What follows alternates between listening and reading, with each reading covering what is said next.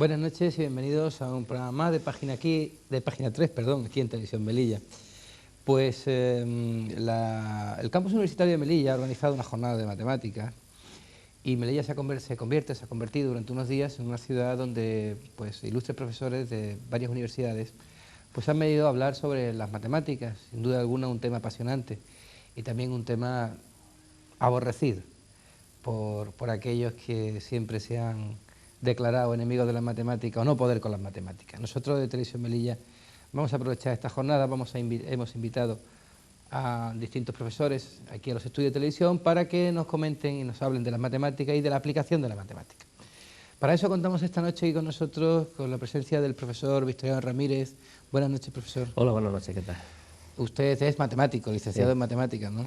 Sí, licenciado en matemáticas por la Universidad de Granada en 1977 y empecé a dar clases desde justo octubre de 1977 hasta la actualidad. Hice primero la tesis doctoral en los 3 primeros años, en 1980 leí la tesis doctoral y después ya adquirí la plaza de profesor adjunto en 1981 y desde 1986 en adelante catedrático de universidad del área de matemática aplicada. Catedrático de matemática aplicada de la Universidad de Granada. Sí. Bueno, ¿usted es granadino? Soy de Alcalá Real, que está a 50 kilómetros de Granada. Entonces, Alcalá Real, digamos que inicialmente pertenecía, cuando Juan de Burgos hizo la distribución de provincias, a Granada. Pero después, al coger Granada motriz, pues dijeron que tenía que perder algo por la parte norte y pertenece a Jaén, ¿no? Aunque, sin embargo, nosotros somos jiennenses, los de Alcalá Real, pero vinculados, digamos, a nivel de comercio, a nivel de sanidad, a nivel de estudio y todo con Granada. Entonces, además yo llevo en Granada pues 30 años, o sea que no soy granadino, pero granadino de adopción sí, ¿no? ¿Y su sentimiento es más jiennense o granadino? Pues son los dos, ¿no? Porque uno se siente jiennense, pero se siente granadino también. Por otra parte de mi juventud, pues, mis padres se dedicaban a la agricultura y tenían también en Córdoba. Yo pasaba los veranos en Baena, y entonces yo no tengo tampoco eso de que soy muy granadino o muy jiennense. Me siento andaluz oriental sobre todo, pero lógicamente mucho más granadino, es donde he hecho la carrera y donde estoy desde hace mucho tiempo. Entonces con Jaén, la vinculación con Jaén es inferior, ¿no? La vinculación con Alcalá Real, su pueblo de adopción, uno de nacimiento, sí, de juventud, sí, pero luego jiennense, pues soy jiennense, pero tampoco decís que soy anti los demás ni nada de eso, ¿no? Usted se fue de Alcalá Real a Granada a estudiar matemáticas, ¿por qué? Bueno, me fui porque me gustaban las matemáticas, me gustaba la ciencia en general, me gustaba la física, la química y las matemáticas.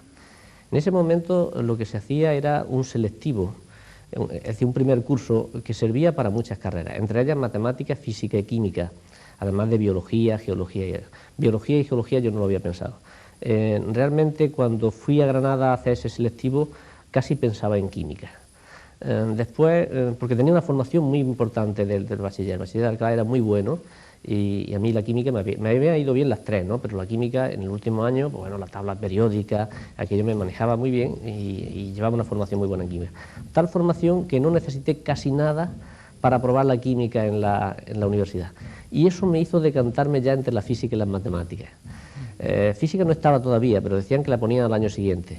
En ese verano recuerdo que terminé echando a cara o cruz si hacía física o matemática. Me salió la moneda física y llegué con el sobre a la ventanilla y dice, ¿de qué te vas a matricular? Y dice, de física. Dice, no se va a poner este año, se pone el año que viene. Y digo, pues matemática está claro.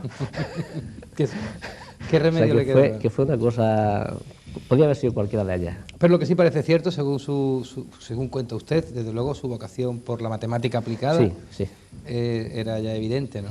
Claro, quizás ese hecho de que estaba entre la física, la química y las matemáticas, quizás eso hace que yo rápidamente me inclinara hacia la matemática aplicada en lugar de la matemática pura. La matemática me gusta, pero me gusta mucho más la matemática aplicada. Y de hecho, bueno, ahora incluso he hecho trabajo con físicos y trabajo con químicos, por ejemplo, ¿no? El trabajo de investigación. Entonces, me encuentro en ese lado. Me interesa mucho más la matemática aplicada que la matemática pura. La respeto perfectamente, pero prefiero la segunda, la matemática aplicada, vaya. Y un catedrático de matemática aplicada suena como una cosa muy fuerte, ¿no? Muy importante.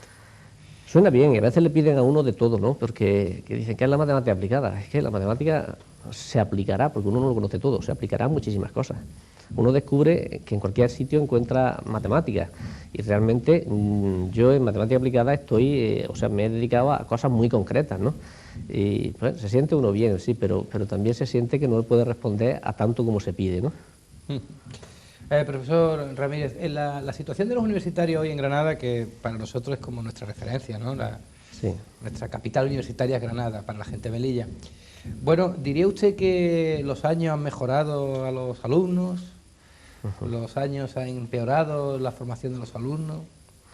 ¿Cómo le llega a usted ahora a los la chavales? capital universitaria debe ser Granada, no para Melilla solamente, quizás casi para toda Andalucía oriental. Perdón. No, digo por extender un incluso poco. Por encima de Sevilla, ¿por qué no lo vamos a decir aquí? Sí, ¿verdad? bueno, es la capital, digamos, de Andalucía. No quiero tampoco andar con comparación, y menos con Sevilla, no se puede uno atrever, ¿no? Pero evidentemente Granada es una capital cultural universitaria, no solamente, digamos, para Melilla, gracias por reconocerlo, pero que además debieran de sentirse así también muchos de Andalucía oriental. O sea, todo Jaén, bueno, Jaén tiene ya su universidad, todo Almería, aunque tenga su universidad, pues son universidades que han emanado de Granada, ¿no? Una segregación desde el año 93, ¿no? Entonces, digamos que ha sido una ciudad universitaria con mucha historia, con cerca de 500 años ya, más de 460 o 68, no sé por dónde va ahora mismo, ¿no? Y bueno, y con un prestigio tremendo, ¿no? Efectivamente. Entonces, a la pregunta que me hacía de cómo se siente, pues uno compara de cuándo fuimos nosotros alumnos, cómo sea ahora, y claro, han cambiado la situación, ¿no? Antes se hacía una carrera, y que podía ser cualquier licenciatura, digamos matemática o física o química, y se terminaba y se tenía trabajo. Entonces eso quiere decir que se tenía una ilusión muy grande durante la carrera, ilusión que hoy no pueden tener evidentemente los alumnos. Eso es de antemano una ilusión por el título, porque es que no tienen garantía de trabajo. Eso es, digamos, una parte negativa. Otra parte negativa ya en concreto con respecto a las matemáticas es que se rebajaron los contenidos en bachiller. Se quitaron, ahora ha cambiado, de nuevo se ha metido una hora más, ¿no?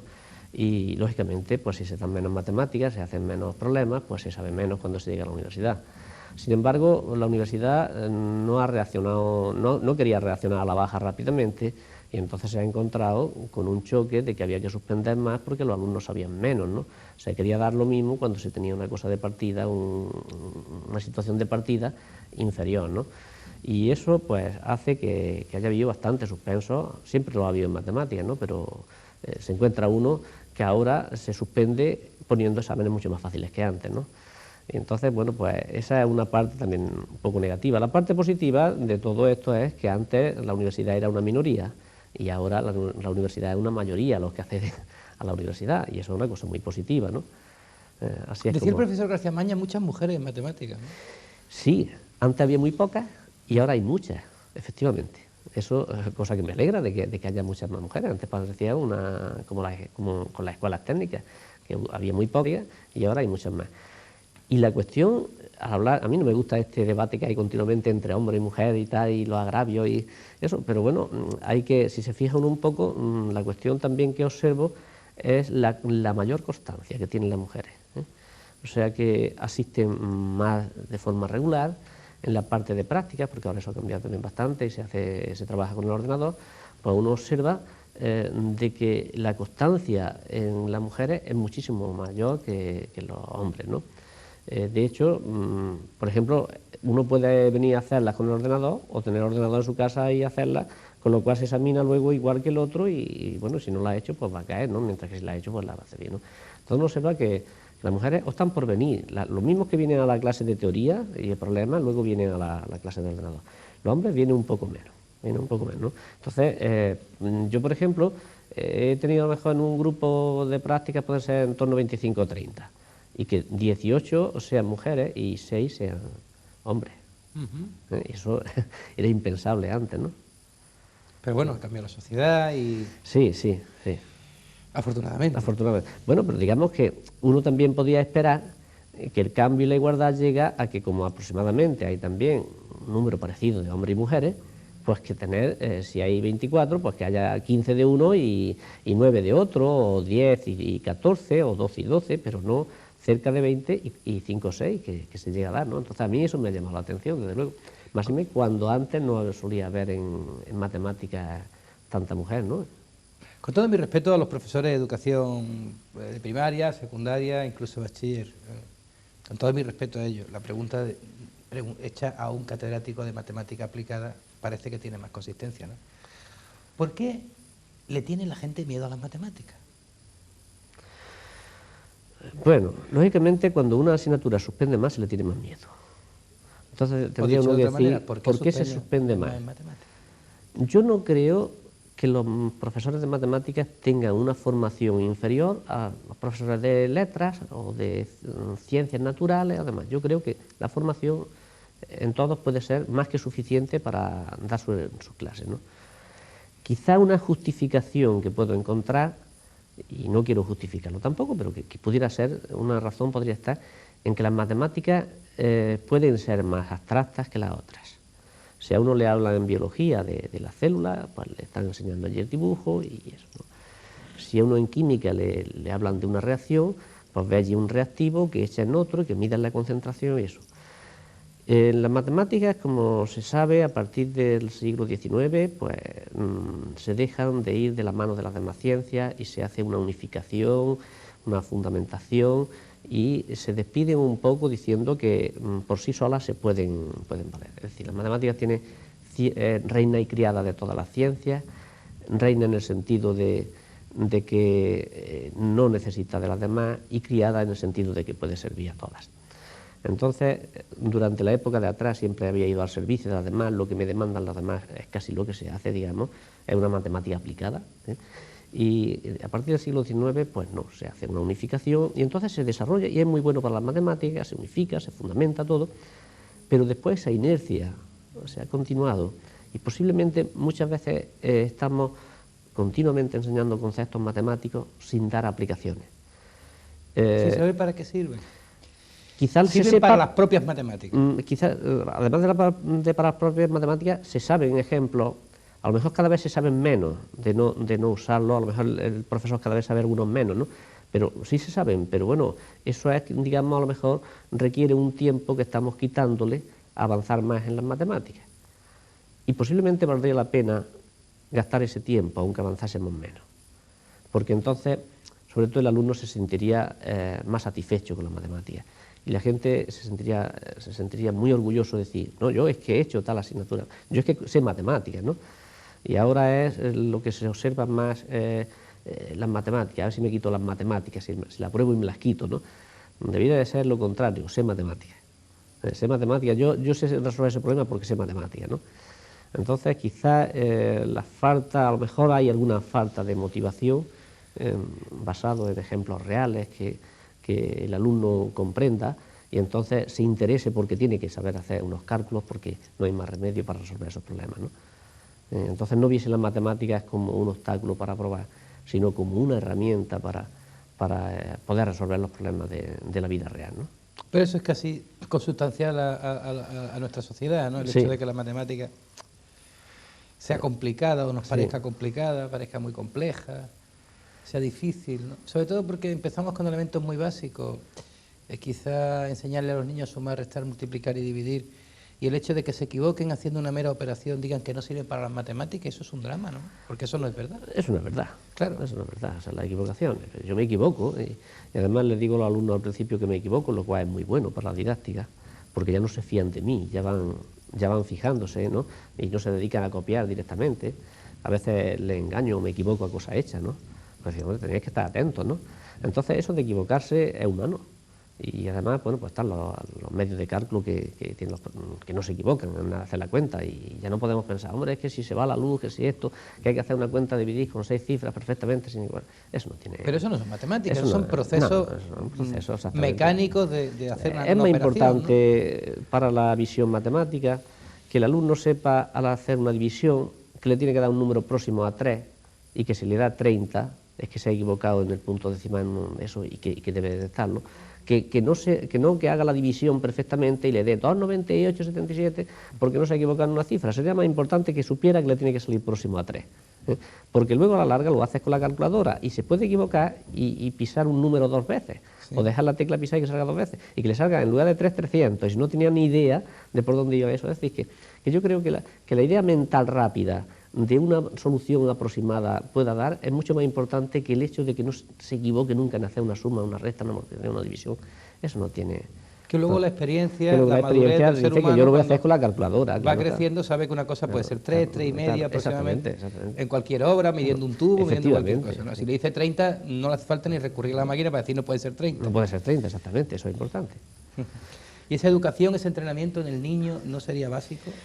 En Sí, razonamiento formal, razonamiento creo lógico. que hay muchos congresos y muchas reuniones en torno, no conozco la media, pero sí conozco amigos que trabajan y en esa idea se mueven también, en el razonamiento aproximado, digamos, ¿no? Sí, creo que se está haciendo bastante, ¿no?, en ese aspecto. Ahora, cambiar también las cosas no es fácil. Tengamos en cuenta que al profesor que está dando en media o en secundaria o en bachiller, pues si ha hecho matemáticas, se le ha dado una formación en la carrera que no es esa, Se le ha dado una formación de matemáticas muy pura, teorema, demostración por reducción al absurdo, y eso se le ha llenado así durante 5 años. Y cuando sale, y no ha dado, por ejemplo, no ha recibido ningún curso a lo mejor de metodología, de cómo hay que enseñar una cosa elemental, de que esos alumnos que se tienen ahí, esos alumnos no van a ser matemáticos, a lo mejor uno de ellos. Entonces, quiere decir que eso tiene también un pecado, cómo se ha preparado al profesor, ¿no? Es decir, ellos están haciendo un gran esfuerzo, yo lo sé, el profesorado de secundaria y eso a veces, en reciclarse respecto de lo que le hemos preparado. Le hemos preparado pues para que sean investigadores en cualquier área. Se le ha preparado una formación muy elevada respecto a lo que hay que enseñar, que luego el alumno que se coge, ¿no? Entonces, ese salto, bueno, pues eso cuesta. Y quizás, bueno, a lo mejor un fallo grande en el sistema es que cuando se termina se le ha dado demasiado de unas cosas y demasiado de pocas de otras, ¿no? Eso puede pasar, ¿no? No soy yo el más experto en esto, estoy hablando como un matemático, como un licenciado en matemáticas, pero no como un experto, ¿eh? No es lo mío la didáctica, aunque sí me estoy preocupando por la didáctica, o sea, eso me ha preocupado, pero a nivel de universidad, de cambiarlo, ¿no?, en numérico concretamente, ¿no?, y también de otras asignaturas. Meter las nuevas herramientas del ordenador, ¿no?, los paquetes de cálculo como el paquete matemática con el cual se hacen grandísimas cosas. Y eso requiere ya cambios en la formación de nuestro profesorado. O sea, antes se dedicaba mucho tiempo, mucho esfuerzo a pintar cómo era la gráfica de una función, ¿no?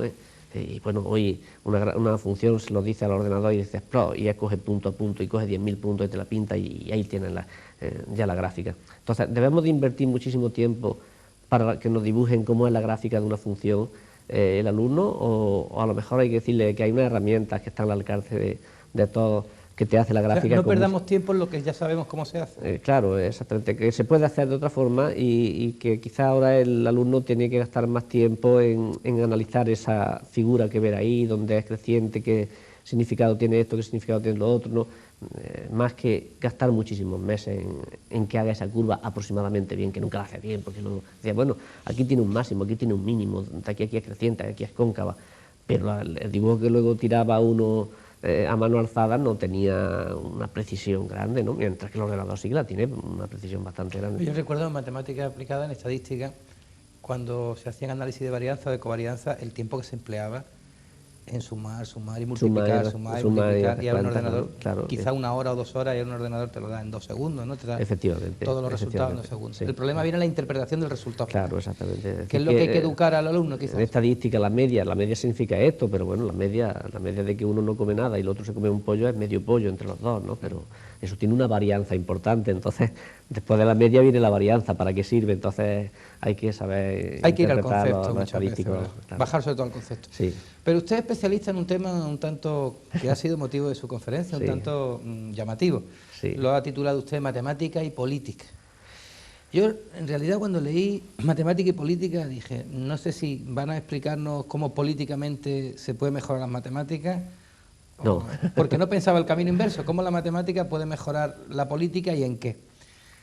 Pero claro, usted sabe en qué, y es en los resultados electorales. Sí. El título ha sido Matemática y Política. Creo que el título acertado hubiese sido Matemática y Democracia. Pero hubiese sido más llamativo. todavía. Bueno, no lo sé, ¿no? No sé cuál es más llamativo, pero a lo mejor es Matemática y democracia. Y democracia, ¿no? Pero se suele llamar matemática y política.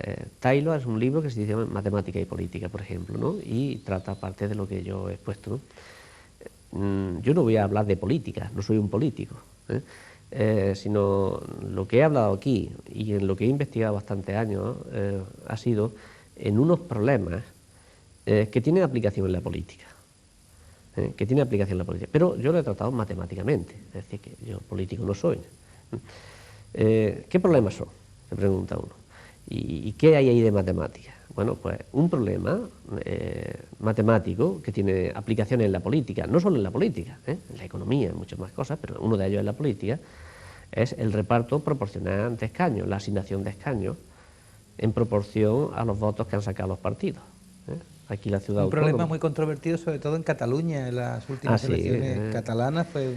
me alegré mucho de que ocurriese, me hubiese alegrado muchísimo más si hubiese ocurrido a nivel nacional.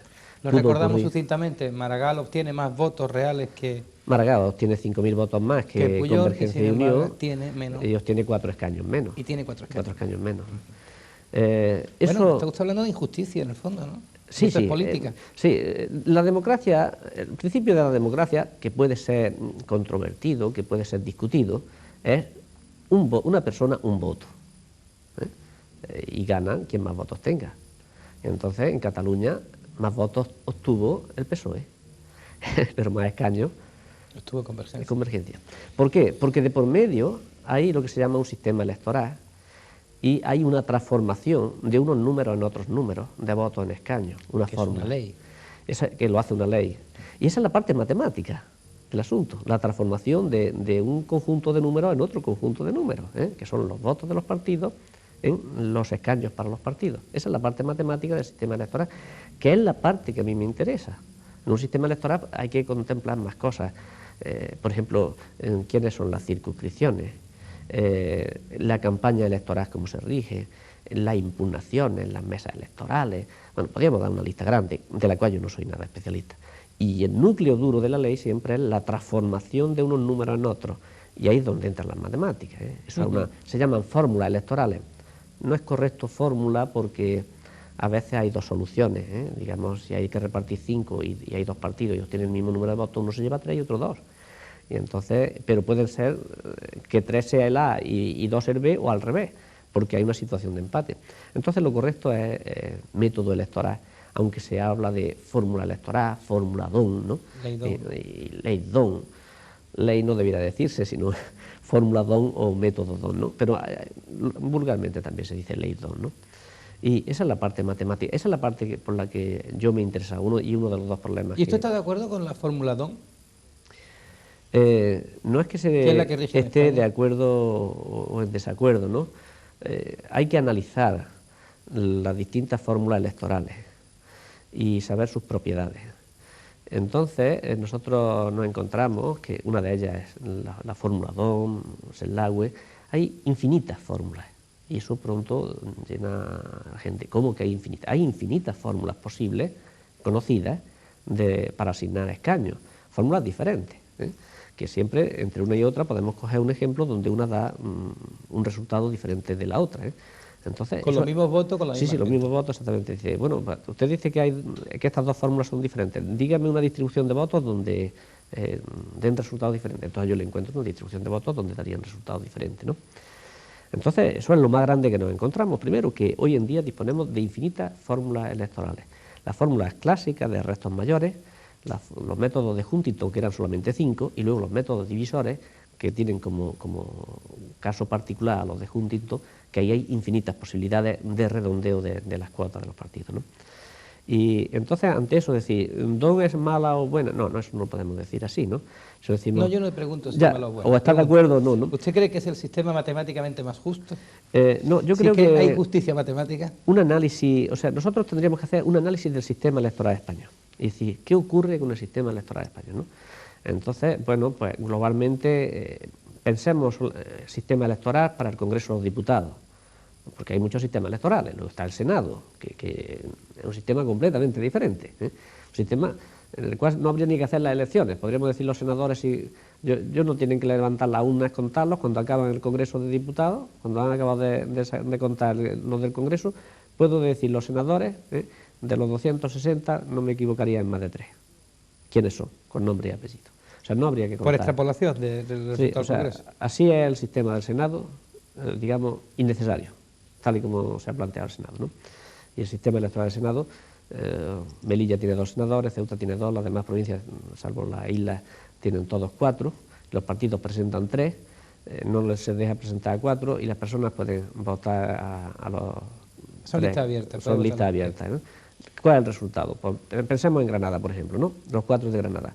¿Quién ha ganado las elecciones al Congreso de Diputados? El PSOE, ¿no? Por ejemplo.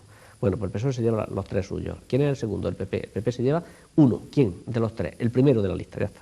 Ese es el resultado. Compruébese a nivel nacional. ¿Cuántos fallos hay? 0. Pues ese es el criterio. ¿Hay que hacer el recuento? No es necesario hacer el recuento.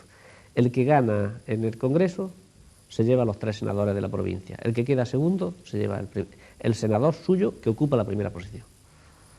El senador suyo que ocupa la primera posición, porque van por orden alfabético. Pero no es cierto, profesor Victoriano Ramírez, que en el fondo de todo esto es que la gente utiliza muy poco el bolígrafo con las papeletas, me explico. Quiero decir, matemáticamente se puede demostrar que sin necesidad de abrir la urna al Senado con un criterio más menos 3 de error, Sí, un margen de más no menos llegaría 3, a 3 seguro. No llegarían a 3, usted puede saber los resultados del Senado. Pero también hay un hecho cierto que ocurre con el Senado, y es que los partidos mandan a la casa los papeletas del Congreso y las del Senado ya marcadas. Sí. Y la cultura española es muy poco dada ahí a la urna, a marcar allí en el colegio electoral, con la papeleta en blanco que nunca recibe. Es que la papeleta del Senado en blanco no se recibe en casa. Sí, No sé si me explico. Sí. Por lo tanto, el ciudadano que va a votar PSOE, PP o lo que sea, coge su congresista y la papeleta que ya le viene marcada Le ha llegado, por los 3. exactamente. ¿Y para qué se va a molestar en coger un bolígrafo para marcarlo en el colegio electoral? Quizás por eso, ¿no? También por una cuestión de costumbre. Realmente, como estamos en un tema interdisciplinario, y esto sería de lo de ciencia política, yo de esa parte ni me preocupo de saber si es porque se les mandan las papeletas o porque no se les mandan las papeletas. Quizás es que desvía un poco la cuestión con el Senado y el Congreso. Sí, no, pero es que me llama la atención por el tema del Senado, porque resulta que precisamente en la última campaña, la general en Melilla, pues eso fue un tema de discusión privada dentro de un grupo político, y recuerdo haber participado en esa discusión, y yo decía eso, pero bueno, si ¿cuánta gente coge un bolígrafo y se mete detrás de la cristalera o detrás de la cortinita a poner cruces? Nadie se molesta. Como la papeleta la llevo de casa y ya me la han mandado marcada, pues seguramente la opción que tenga del Congreso es la que voto en el Senado. Bien, o bien eso es cierto, o es cierto que el que vota un partido luego llega ahí al Senado, le pone las 3 cruces a la de ese partido, o son ciertas ambas cosas. Claro, porque hombre, claro, habrá gente que sí que se preocupe porque no le guste fulanito, menganito y vaya a poner cruces. Porque el resultado Pero es intelectualmente es alguien que sí quiere hacerlo y por lo tanto, como hay una voluntad, si coge un bolígrafo, si se encierra en una cabina, sí marca. Sí. Pero eso mínimo. Muy poca gente. Lo que uno observa es que, por ejemplo, un partido obtiene 50.000 votos al Congreso y mira al Senado y dice, su primer candidato, 45, su segundo candidato, 44.500 y su tercer candidato, 44. Sí. O sea que se observa que primero hay unos 5.000 personas que no votan lo mismo al Senado que han votado al Congreso. A unas 500 personas. Sí. Pero posiblemente es que ni han votado al Senado. No es que se han ido a otro partido, sino porque pasa en todo. Entonces no es que dices, de aquí han votado, pero en el otro ha subido. No, bajan todos. Entonces es que ni han votado al Senado. Al Senado no le han dado importancia ninguna. Y de entre los que han votado, han hecho eso que dice usted, o las tienen en casa, o han llegado y han rellenado lo mismo que han votado para el Congreso. Salvo a lo mejor de 50.000, 1.000 o 1.500, que se han limitado y han dicho, yo voto solamente aquí el primero, pero no votan el tercero, normalmente votan el primero. O sea que uno observa, coge los resultados del Senado de cualquier elección, que observa que siempre el primero es el que tiene más votos. Más votos que el segundo y más votos que el tercero. Y ahora viene a continuación el segundo partido. Sí, eso también lo he oído yo y los partidos lo han comentado porque lo tienen estudiado desde que empezaron la elección en España, que saben que el orden alfabético es muy interesante, que los primeros tienen más posibilidades que los últimos. Claro, Ruiz Gallardón me comentaba en una ocasión de que en unas elecciones iba a ir para el Senado. Ruiz Gallardón. Y entonces él no sabía, claro, no sabía si el PP quedaría en Madrid primero o segundo. Si quedaba primero, sin problema, entraban todos. Pero si quedaba segundo, entraba solamente el senador que más votos tuviese. Y aunque Ruiz Gallardón fuese más conocido que los demás, la gente iba a poner, los electores iban a poner más cruces siempre al primero. De tal forma que como él empezaba por R, estaban buscando de la S, de la T, de la Z, a quienes ponían como senadores, que bueno, que eso el litigio que se tiene siempre, por ir en las listas es tremendo, y si ahora le tienes que colocar a uno que está detrás de ti, pero porque se llama Zújar o porque se llama Segura, para que vaya después de Ruiz Gallardón, por si no ganaba el PP, pues menuda gracia, ¿no? Y entonces que tenían que mirar a ver quién iba para que tuviera un apellido que fuese después de Ruiz Gallardón. Eso me lo contó personalmente, sí. Porque son conscientes de que efectivamente el resultado es ese. Bueno, eso se arreglaría con un sorteo aleatorio, ¿no? Y se convierte en un senador y se acabó. Que sea la suerte quien decida el puesto, ¿no? Se arreglaría cambiando el modo de elección, ¿eh? Porque lo que pasa es que el modo de elección al Senado es que nosotros ponemos 3 cruces, por ejemplo, ¿no? Y bueno, lo primero que habría que poner es quién prefiero en primer lugar, quién prefiero en segundo lugar, quién prefiero en tercer lugar y posiblemente en cuarto, en quinto, ¿por qué no, no? Y lo mismo que se cambian de un partido a otro.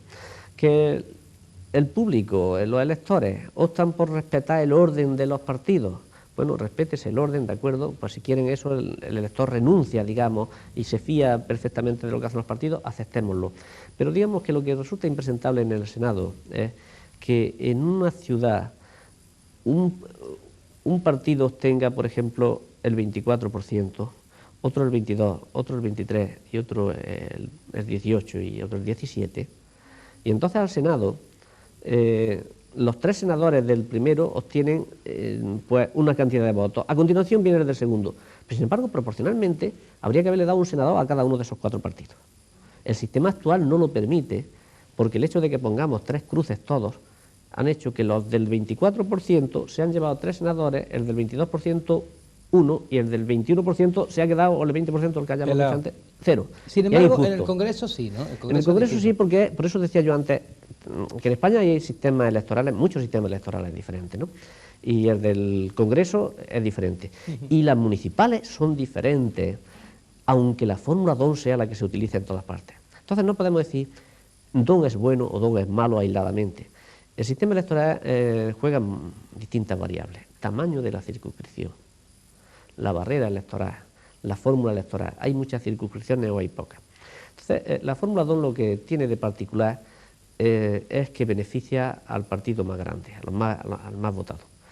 Entonces decimos, bueno, ¿por qué en Cataluña, si el más votado fue el PSOE, resulta de que obtuvo más escaños Convergencia y Unión? Entonces, cuando se dice la fórmula DON beneficia al partido más votado, eso si se queda así, matemáticamente es falso. Al más votado en su circunscripción. Eso es, en su circunscripción. En su circunscripción. Entonces el beneficia problema... al más votado en su circunscripción. Claro, el problema es... Por eso beneficia en Tarragona, en Gerona y en Lérida, claro, pero en Barcelona... Claro, exactamente. Claro. Y entonces son Tarragona, Gerona y Lérida, provincias que están muy y están sobre representadas porque el reparto no es proporcional a la población, sino que ellas tienen una sobre representación y entonces el beneficio es de 5. Y el que ha ganado en la capital, en Barcelona, que son millones, pues resulta que su proporción le iguala a Tarragona, Lérida o Gerona en proporciones, ¿no? Lo mismo que en las generales, no ya las autonómicas de Cataluña, sino las generales a nivel nacional. Un escaño en Madrid o en Barcelona pues cuesta 100 y pico mil votos. Un escaño en Soria pues cuesta 15.000 votos o 20.000 votos como mucho, ¿no? Entonces hay una sobrerepresentación de una sobrerepresentación. Entonces, en cada circunscripción, efectivamente, la fórmula DON beneficia al más votado. Por otra parte, eso en sí, digamos que es bueno, porque hace que a un partido nunca le sea rentable dividirse en 2 para ir a unas elecciones. Es decir, la fragmentación de los partidos la penaliza. Y es una propiedad buena. Y en ese sentido no podemos nosotros tachar... Sí, porque entraría mucha gente de muchos partidos pequeñitos. Claro, y eso sería Italia o peor, ¿no? Claro. De Italia recordemos que tenía, por ejemplo, más de 16 partidos, me parece que eran con más de 10 escaños hace un tiempo. Bueno, pues ya sabemos, la cantidad de combinaciones que luego para formar gobierno y todo, a ver si le echo la zancadilla para inestabilizar. Eso ya no entra en el campo de los números, entra en el campo de la probabilidad, ¿no?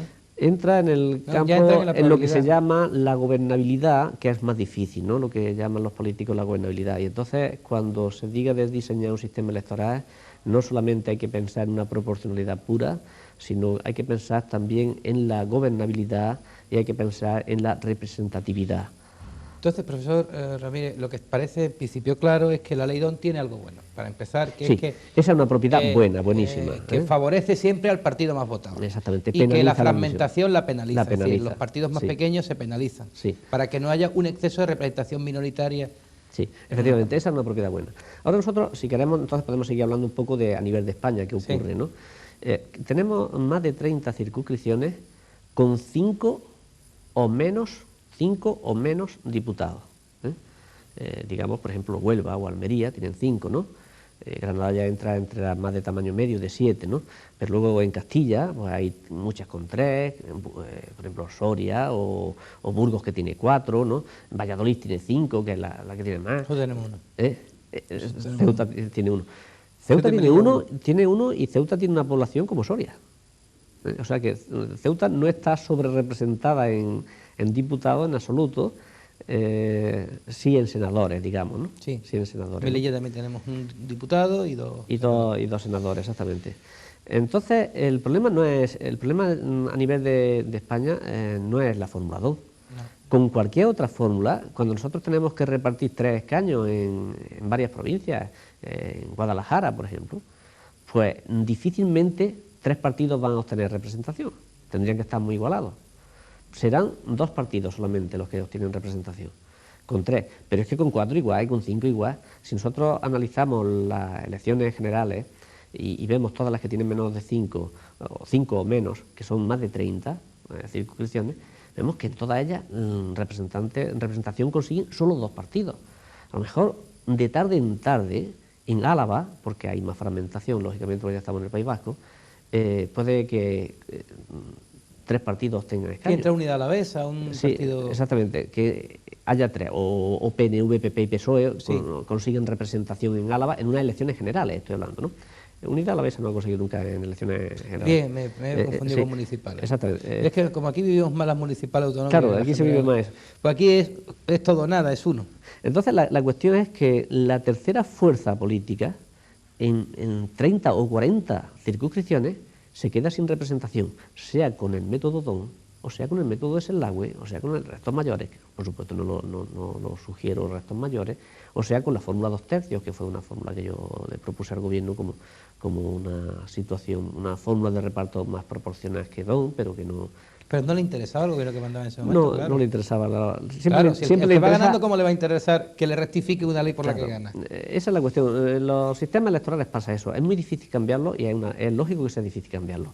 Porque le interesa cambiarlo siempre a los que están en la oposición.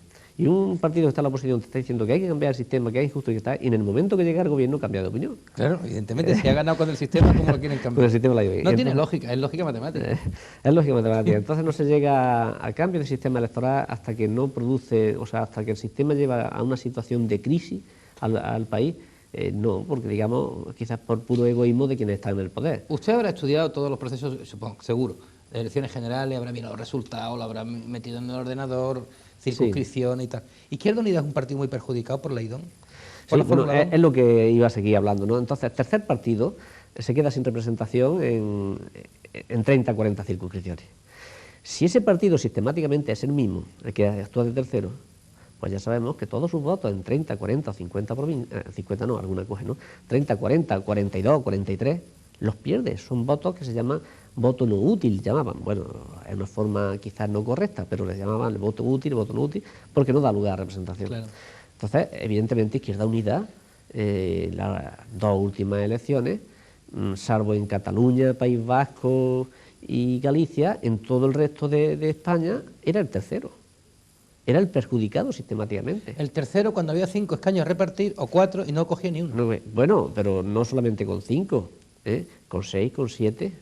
Tengamos en cuenta que con 7 escaños, Izquierda Unida suele tener un 10% aproximadamente de votos, un 11, un 12. Entonces, con 7 quiere decir que tiene una cuota de 0,7.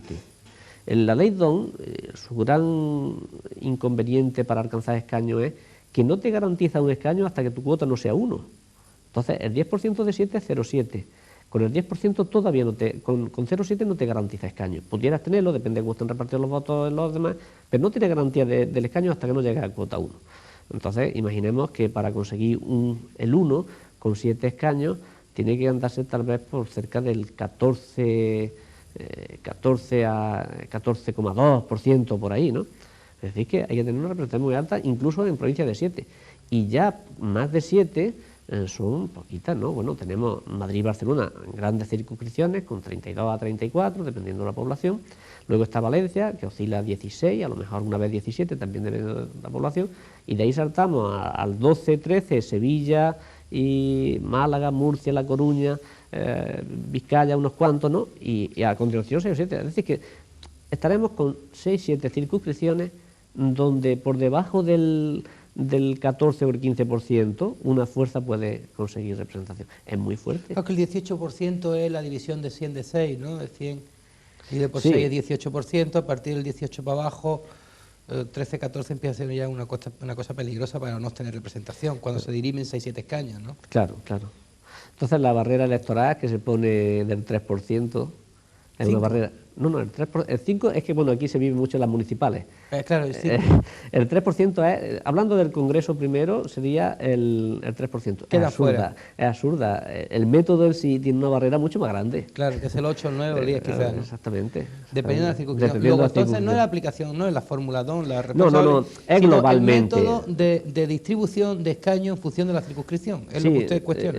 Bueno, no digo que la solución sea esa, porque es que el periodista suele decir cuando pasan las elecciones, bueno, Izquierda Unida con 2 millones, a lo mejor 400.000 bueno, votos. El periodista que no se sepa la ley DON, sí, que no se sepa la fórmula DON. Bueno, digo, lo que se escribe en los periódicos normalmente, que no tiene profundidad en el razonamiento. Y dice, bueno, pues entonces, ¿por qué ha perdido Izquierda Unida? Pues porque lo ha perdido en tantas provincias, y todo eso sigue siendo verdad. Entonces el periodista da la solución y es donde a veces se mete la pata. Lo que sí me llama la atención de las encuestas que se publican periódicamente, sobre todo el CIS y bueno, algunas que se hacen de vez en cuando algún periódico, cuando hablan de la diferencia en punto, aplicando su teoría, la que usted está aplicando, cuando hablan de la diferencia en punto que el partido del gobierno le lleva a la oposición, que son 4, 5, 6 o 7 puntos, 100 porcentajes, y luego hacen una atribución de escaños, que claro, yo siempre hago la misma pregunta, cuando van a hacer luego la atribución de escaños en función del porcentaje, ¿tienen en cuenta que las circunscripciones pueden estar cambiando, como pasó en Cataluña? Es decir, una diferencia, por ejemplo, la última diferencia de sondeo entre PP y PSOE creo que estaba en el 7% ahora mismo, según el CIS. Y luego lo extrapolan a escaños. Bueno, yo supongo... Porque, claro, supongo que lo extrapolarán teniendo en cuenta supongo que la encuesta la hacen por circunscripciones y hacen circunscripción a circunscripción, porque lógicamente no es extrapolable una encuesta global si no lo haces provincia a provincia. Podría ocurrir que en una zona... Cataluña. Exactamente. Bueno, que el PSOE está por encima de CIU y sin embargo está por debajo luego. Perfectamente. O sea, no se puede extrapolar datos globales. Y entonces lo que quería decir es que yo he leído muchas veces después de las elecciones los artículos de periodismo que se escriben sobre eso. Y empiezan a dar soluciones. O sea, los razonamientos y el análisis va todo bien y quieren denunciar ahora que Izquierda Unida pues pierde muchos escaños en el Congreso de los Diputados, por ejemplo, ¿no? Entonces quieren dar la solución, ¿no? Antes le ocurría a Izquierda Unida y también a CDS. De hecho, pues, CDS desapareció teniendo mucho más votos que casi todos los partidos nacionalistas, ¿no? Menos Convergencia y Unión. Como casi 1 millón de votos tuvo en toda España, parece, ¿no? CDS, por ejemplo, en el año 89 tuvo 1.800.000. 1.800.000, era la tercera fuerza política. Y se sacaba pues 19 diputados, me parece que fue en aquella ocasión los que obtuvo, con 1.800.000, mientras que con 1.030.000 votos CIU sacaba los mismos diputados, aproximadamente, ¿no? Y, claro, bueno, porque esos millones se concentraban solo en Cataluña, con lo cual tiraba todos los escaños de Cataluña, ¿no? O sea, y bueno, y esa es la idea de que ya se ha asumido como que es que tiene que ser así, ¿no? Sí. De que este tiene más, y dice, bueno, pero es porque están concentrados. Y entonces yo como experto tendré que decir, no, mire usted, es porque hemos diseñado un sistema electoral que prima la concentración de votos, no porque estén concentrados. Nosotros podemos diseñar un sistema electoral de que 1 millón de votos no tengan los mismos escaños que 2 millones de votos. Claro. Lo que pasa es que ya se ha asumido que eso tenga que ser natural. ¿Y usted a quién le presentó su idea, su proyecto matemático, su modelo matemático? Que a quién se la presenté, generalmente yo le he mandado a los diputados los trabajos que he hecho. ¿Y le han contestado? Contestar sí. Otra cosa es cambiar el sistema, ¿no? ¿Le han contestado que no? No, simplemente han dicho gracias, muy Muchas gracias, interesante. sí. A lo Gracias por mejor, su esfuerzo, a lo mejor alguna vez. dicen, se sabe, ¿no?, quién le interesa y quién no le interesa, ¿no? Y dicen, bueno, pero es que no existe un consenso para cambiar el sistema electoral, hay que cambiar la Constitución, no se quiere tocar la Constitución porque ¿Y usted surgirían propone problemas. cambio de circunscripciones, de atribución de votos por circunscripciones? ¿De escaños, perdón?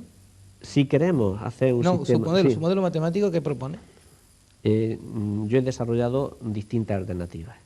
Por ejemplo, adaptación del sistema electoral alemán a España, porque tanto se alaba. Yo creo que pueden hacerse cosas mejores, pero bueno, una adaptación del sistema electoral. Luego, cambio de circunscripciones, mire usted, y yo le simulo y le digo esto, etcétera. Pero no creo que ninguna de esas sea la solución mejor. Ni es mejor una circunscripción única, ni es mejor circunscripciones autonómicas, no. Es más complejo. Usted Es más estos meses complejo. últimos se lo habrá pasado muy bien con los Estados Unidos, ¿no?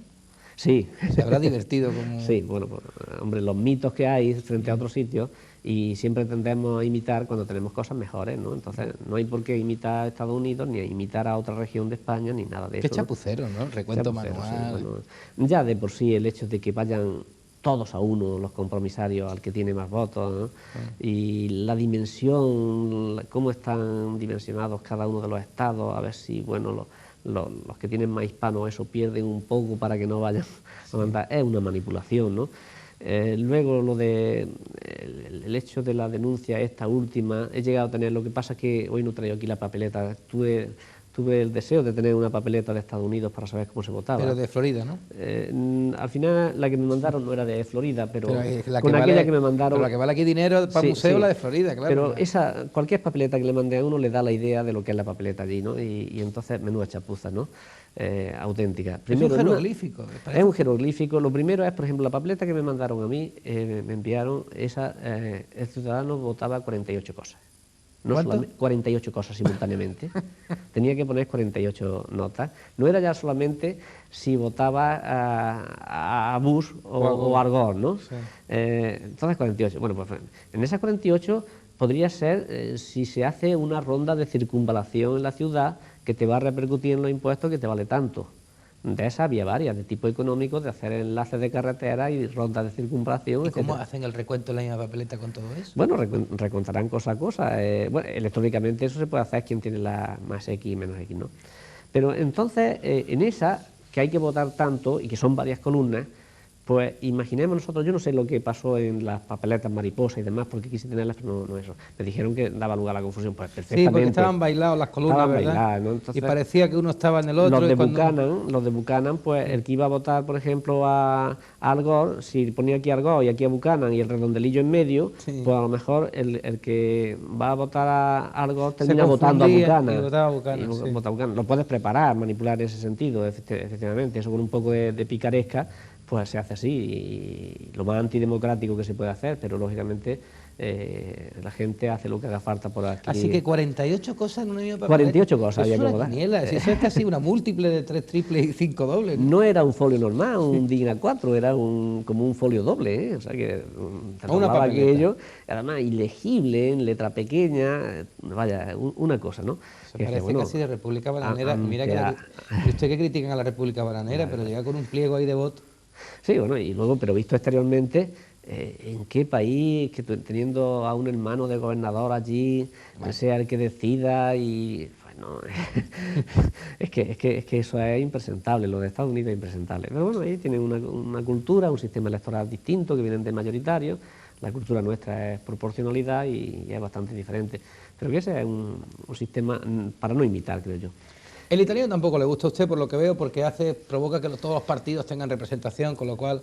Sí, bueno, han cambiado varias veces, ¿no? Y ahora ya tienen otro seguramente diferente. Y tenemos como referencia, quizá ya nos queda el francés, el alemán, ¿no? El alemán es un sistema muy bueno.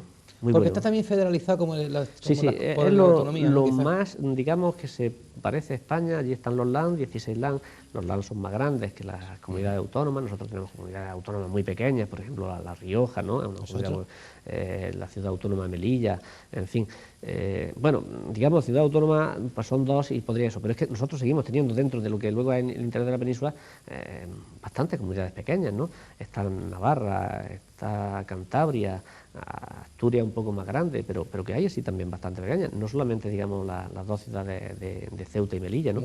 Que esta tiene una situación bastante especial, pero dentro, que ya no tendría, ya podría estar más unificado, pues no hay unificación, ¿no? No se parece tanto a los LAN. Pero efectivamente lo que se ha hecho en Alemania, que parece que es un sistema mayoritario y luego proporcional, corregir, es de una altísima proporcionalidad, un sistema de una altísima proporcionalidad que además tienen elección directa de parte de los diputados. Es una combinación. A mí ese sistema me gusta mucho entre los que hay, por lo elegante que es matemáticamente, decir, mira, que con las matemáticas podemos hacer esto, que podemos elegir unos pocos, y que los que no se eligen, y de esos pocos no son fijos los que se eligen, sino que tienes que pasar de un porcentaje, y entonces aquí el candidato del distrito será elegido o no será elegido, porque si hay varios y ninguno alcanza un cierto porcentaje, ese escaño se queda vacío, pero no se pierde, con las matemáticas se recupera para los otros. Entonces, es de una elegancia matemática tremenda, y en ese sentido yo no digo que la adaptación del sistema electoral haya que importarlo a España, yo he hecho la simulación y creo que no sería bueno, sino que cada país tiene unas características especiales y cada país desea unas cosas diferentes y hay que respetarlo. Por ejemplo, nosotros podemos, con respecto de lo que hemos hablado de Izquierda Unida, de antiguo CDS, etcétera, podríamos decir que sería justo que no les pasara el agravio con respecto a Convergencia y Unión y demás partidos de ámbito que tienen los votos concentrados. Que habría que cambiar eso. Que si uno tiene 2 millones de votos y otro tiene 1, el de 2 millones de votos, pensamos que debiera tener aproximadamente el doble de diputados. Sí, pero profesora, mire, es que no son 2 millones de votos la misma persona. Sí, a las mismas siglas, pero no a la misma persona. Sí, a las mismas siglas, sí, exactamente. Sí, pero es que el sistema nuestro no es imperativo, es por de representación. Sí. Elegimos a la persona, no al partido, aunque represente un partido. Es que quizás ahí se esté... Bueno, pero... Por eso esos periodistas que dicen 2 millones de votos, con 2 millones de votos apenas hemos tenido...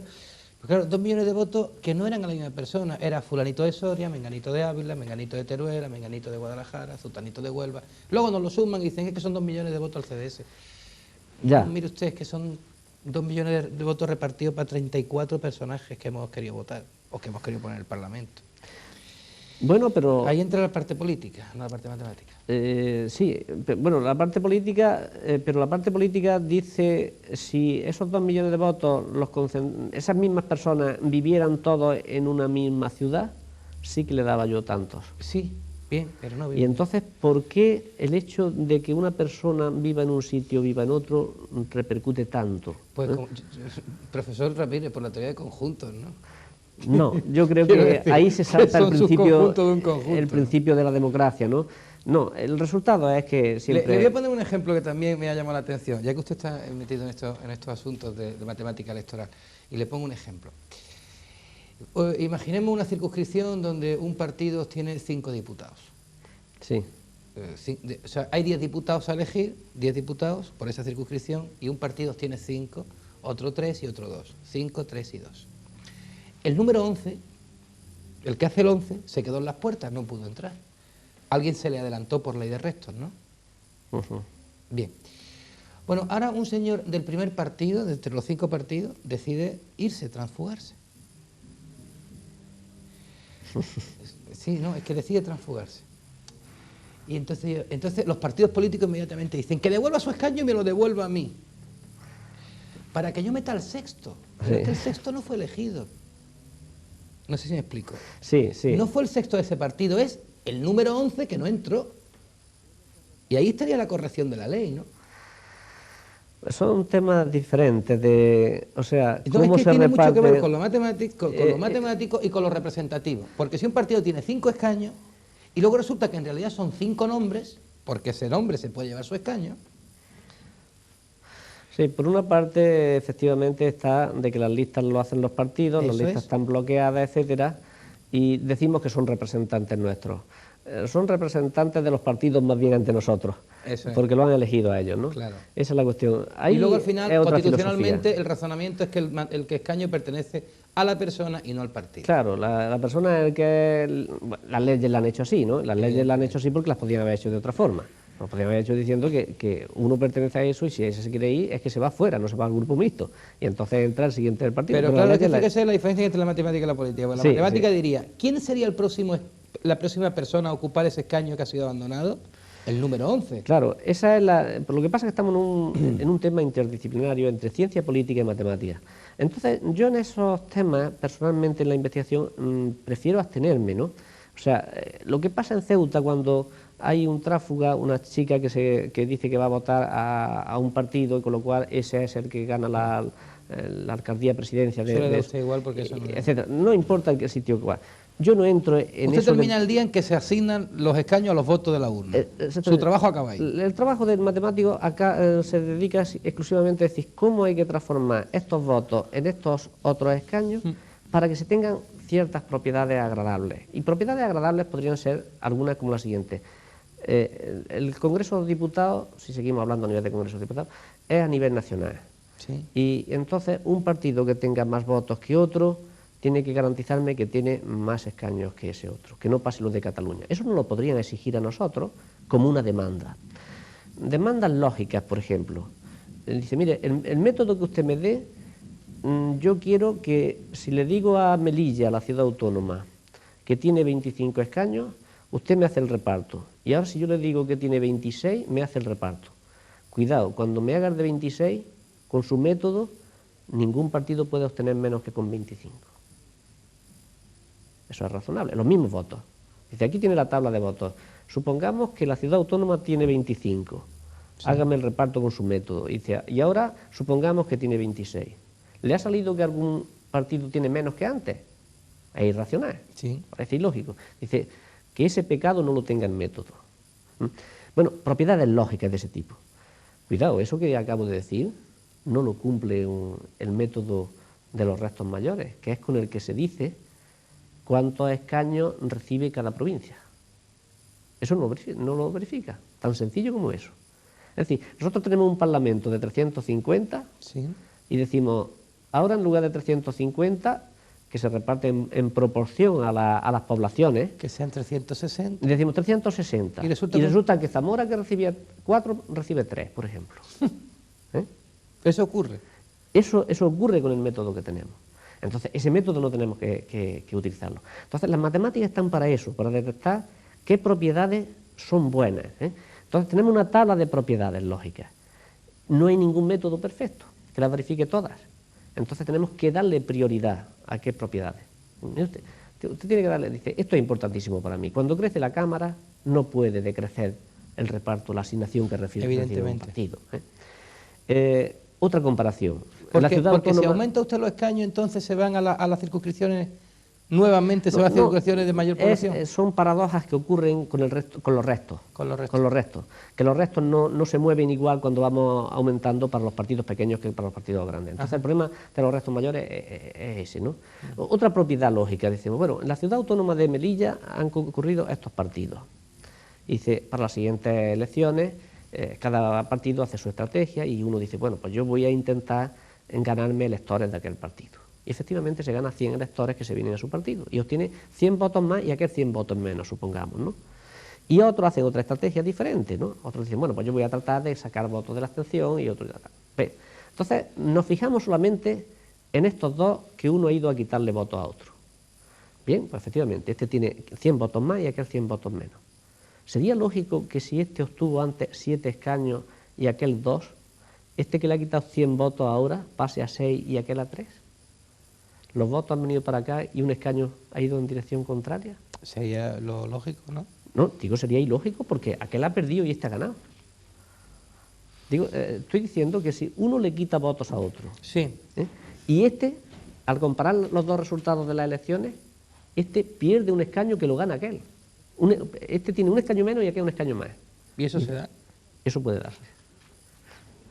Pero eso dependerá de los resultados de otros partidos. Sí, de otros partidos. Pero ellos se comparan entre ellos. No, es que claro, yo estaba pensando... Sí, no solo no es posible. Imposible, tiene que haber un tercero de comparación. Porque es que a lo mejor otro se ha disparado en votos y entonces... Sí, otro se ha disparado en votos y entonces... Y le ha provocado esa... Y este que tenía un resto alto, ahora a pesar de que tiene más votos, su resto ha bajado mucho porque era un partido con muchos votos, y aquel tenía un resto muy próximo a este y le ha bajado, pero le ha bajado menos. Sí, lo entiendo. Y este se ha quedado por debajo. Pero claro, cuando le dice eso a una persona, dice, pero ¿cómo va a ser posible que estos dos partidos yo los comparo en dos elecciones diferentes y antes obtuvo aquel 2.300 votos y este 6.400 y ahora aquel pierde 100 votos y este los gana y precisamente este pierde un escaño? Pierde un escaño con respecto a las otras elecciones y aquel lo gana precisamente. Y dice, esto es una locura, esto no puede ser, ¿no? Eso hay métodos con los que ocurre, podemos dar. Pero no son paradojas más que métodos. Paradojas, sí. Eso son paradojas son paradojas, ¿no? de Parece que va contra el sentido común, pero es la propia aplicación de la misma fórmula. Esa es lo que se llama la paradoja de los votos. Entonces, un método que tenga ciertas paradojas, como esa, como el hecho de que aumentemos el tamaño de la Cámara y disminuya el número de representantes que le corresponde a un partido, ese tipo de método es rechazable, totalmente rechazable. Digamos que no hay ningún método perfecto, pero eso sería uno de los peores métodos. Un método perfecto sería aplicar, por ejemplo, a 350 diputados, en vez de aplicar a 350 diputados, que 300 o 310 fuesen elegidos de una manera por circunscripciones, y finalmente los últimos 40 asignarlo por globalidad. ¿Un método mixto? Bueno, como perfecto, digamos, no existe ningún método. Ahora, mejor, yo creo que sí, que podría ser, que eso es una idea mejor. O sea, todo lo que desde un principio, digamos, pueda acercar más, darle más participación al ciudadano, será mejor para la democracia. Hacer territorio nacional circunscripción única para 40 escaños y 310 escaños distribuirlo por circunscripciones. Bien, en ese sentido, cuando yo hablo de propuestas, van en ese sentido, ¿no? De que el territorio nacional pueda actuar como circunscripción única en parte del reparto, pero es muy peligroso simplificar demasiado el problema. Es decir, una circunscripción única a nivel nacional. Bueno, eso es un disparate.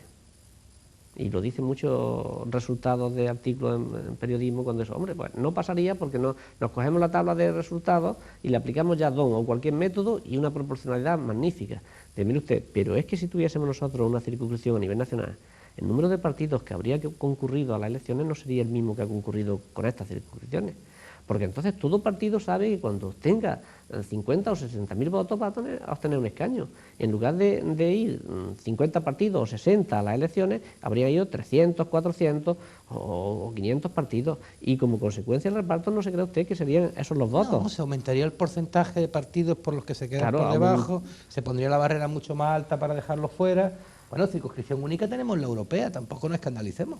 Sí, quiero decir, el sistema europeo tenemos circunscripción única en España. Pero es una circunscripción no de 300, sino de 60, 64 las últimas elecciones. Que ya bien, pues quizás lo que habría que conjugar es buscar dentro del modelo matemático la fórmula mixta, digo yo. Sí, o sea, yo soy un aficionado a esto, ¿no? No, pero está acertando mucho. Quiero decir, yo soy un aficionado, quiero decir, cojamos el Congreso de Diputados y busquemos una cantidad para circunscripciones y la cantidad exacta para corregir el defecto de la desviación de circunscripción única. Efectivamente, esa es la solución, o sea, que magnífica idea en este aspecto, ¿no?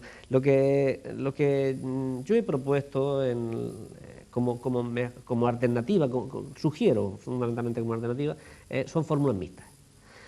Fórmulas mixtas en las cuales no conviene cambiarle al elector la forma en que elige. Él puede elegir. Si decimos que no va a marcar preferencias dentro de los diputados, él puede seguir llegando y echando su papeleta como ahora. Sí. Y no tiene que preocuparse de más. Lo otro tienen que hacerlo las matemáticas. Sí. Y entonces las matemáticas, efectivamente, pueden repartir unos pocos diputados a nivel de provincia. Claro, quedarían unas papeletas escritas en el BOE diciendo esta es la lista de cada partido a esa circunscripción única. Sí. Y luego, según los resultados obtenidos en las generales, sumados por partido, se aplicarían a esa papeleta. Se reducirían los nacionalismos, por cierto. Bueno, por lo menos... La presencia de nacionalismo se reduciría. Por lo menos, que es lo que quería decir antes también con esto, por lo menos lo que no estarían es primados respecto a los partidos de ámbito estatal, nacional. O sea, eso no tiene lógica desde el principio, como principio matemático, o sea, como principio de la democracia, perdón. El hecho de que dice, bueno, yo es que tengo todos los votos concentrados aquí, entonces ya sí se me puede dar todo lo que quiera, pero si los tengo dispersos, ya no. Si yo tengo 16 votos, 16 escaños solo peleando por Cataluña o por Euskadi. Eso sí. Y o me da usted esto, o no le apoyo la investidura, o Y no le apoyo el ahora, presupuesto. otro a nivel nacional, dice, verdes, por ejemplo, discuten o pelean por una cosa a nivel global que no tiene por qué ser peor, ¿no? Porque va a ser mejor que peleen por Canarias que peleen por el medio ambiente. Yo creo que son cosas... Es más, quizás el nacionalismo es más intereses que ideología, ¿no? Y entonces, ¿por qué se sanciona al que lucha por una idea frente al que lucha por unos intereses? Que al fin y al cabo eso es lo que está pasando con los nacionalismos. ¿Por qué a los nacionalismos le prima el sistema? Dice, no les prima, le prima a los partidos más votados, que son PP y PSOE. No, mire usted, le prima al partido más votado, como dice usted antes, en cada circunscripción. Y en los nacionalismos, cuando ya quieren poder, cuando ya cogen el poder autonómico, pues se convierten en primera fuerza en sus circunscripciones. Y entonces son los primados ellos. Y podrían estar mucho más primados, en el caso de Convergencia y Unión. Convergencia y Unión se ve privado con respecto a Izquierda Unida, pero la aberración podría ser más grande. ¿Por qué no ocurre? Porque Convergencia y Unión, una de sus circunscripciones es Cataluña, o sea, Barcelona. Y Barcelona está muy desfavorecida en el reparto entre circunscripciones.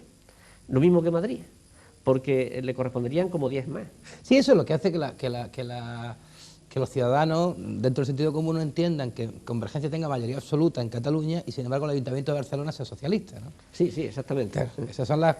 Pero eso lo da nada más que el reparto de la atribución por circunscripción. Por circunscripciones. Entonces, a Barcelona y a Madrid les correspondería unos 10 más.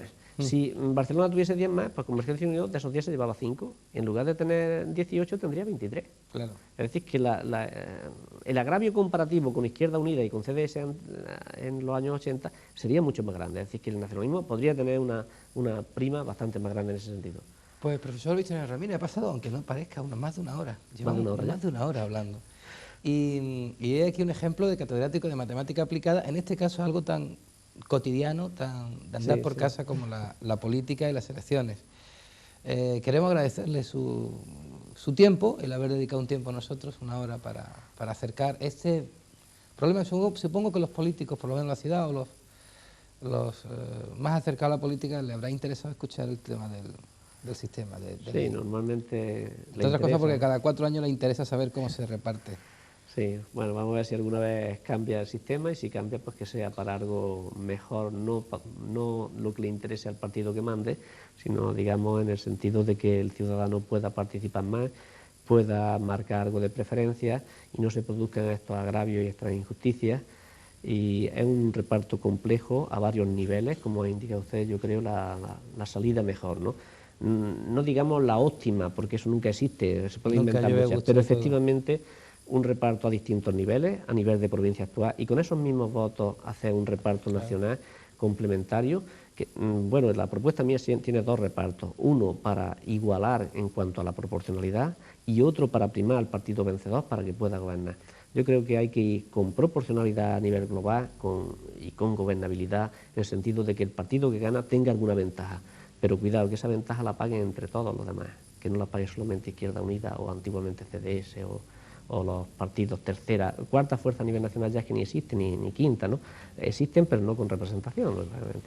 Y entonces hacia eso habría que ir, y también en la elección social, el Senado cambiar y que se marquen algunas preferencias, y eso es importante, pero bueno, seguiremos en ello. Modelo matemático. Modelo matemático, efectivamente. Modelo matemático. Ya saben ustedes que, por lo tanto, cuando sus hijos estén aprendiendo a dividir o multiplicar o a restar, que sepan que es para que pueden, si algún día a lo mejor no llega a matemático, pero llega a político, para por lo menos saber aplicar la ley D'Hondt. Esa es la importancia de las matemáticas. Profesor Victoriano Ramírez, muchas gracias por estar aquí con nosotros. Muchas gracias. Y a todos ustedes, pues emplazarles para una nueva edición de Página 3, en la que iremos intercalando entrevistas a las distintas personas que nos han visitado en nuestra ciudad con motivo de esta jornada de matemática aplicada del campo universitario de Melilla. Gracias por su atención, buenas noches.